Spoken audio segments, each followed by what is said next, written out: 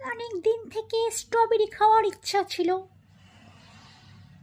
Strawberry তো খেলামই, সাথে স্ট্রবেরির একটা ফেসও পেয়ে গেলাম।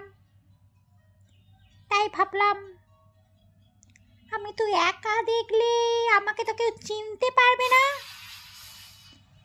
সোশ্যাল মিডিয়াতে পোস্ট করি।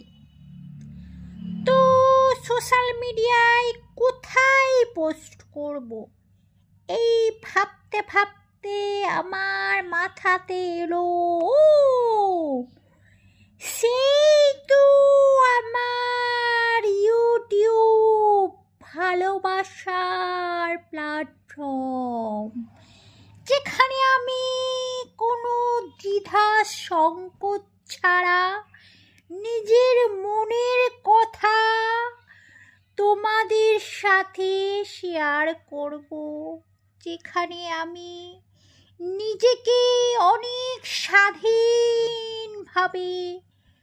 ফ্রিডমের সাথে দুটো ডানা মেলে দিয়ে মুখে লাগাম ছাড়া বকর বকর বকর করতেই থাকবো।